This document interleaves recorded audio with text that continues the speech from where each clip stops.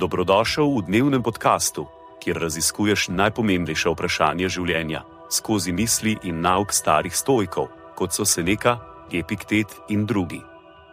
Vsak dan ti prinaša novo lekcijo o življenju, prilagojeno za človeka v modernem času. Današnja stoična misel je od Musonius Rufus, predavanja. Tako se v večini drugih stvari ne odzivamo na okoliščine v skladu s pravilnimi predpostavkami, ampak večinoma sledimo nesrečni navadi.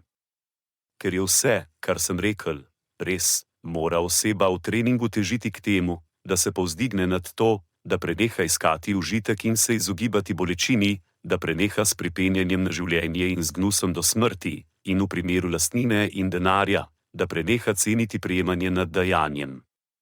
Konec citata. Sledi kratka razširitev te misli za modernega človeka.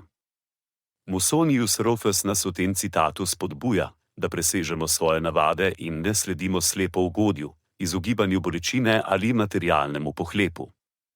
Vzorec, ki ga opisuje, je zelo znan. Pogosto iščemo trenutne ugodnosti in se izogibamo neprijetnostim, ne da bi razmišljali o dolgoročnih posledicah naših dejanj. To je podobno kot izbira hitre hrane namesto zdravega obroka. Trenutni užitek je lahko močnejši od dolgoročne koristi zdravega načina življenja. Podobno se pogosto oklepamo življenja in se bojimo smrti do te mere, da pozabimo resnično živeti. Namesto da bi cenili trenutke, ki jih imamo, in se naučili ceniti kratkotrajnost življenja, se pogosto osredotočimo na strah pred koncem. In ko gre za lastnino in denar, je pogosto težko preseči pohlep. Kako pogosto se osredotočamo na pridobivanje več, namesto da bi cenili vrednost dajanja, skupnosti in delitve? Rufus nas vabi, da se dvignemo nad te navade.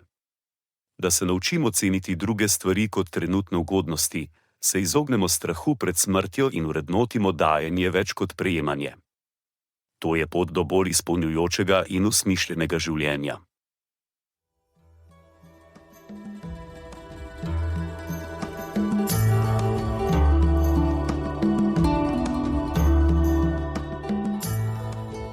Kot pravi Seneca, nič ne osrečuje toliko kot ljubeča in zvesta prijateljstva. Zato podeli to epizodo z nekom, ki ti je blizu in ne pozabi slediti podkastu, da boš lahko obveščen, ko bodo objavljene nove epizode starih modrosti stoikov. Želim ti polno preizkušenj in poguma v tem dnevu.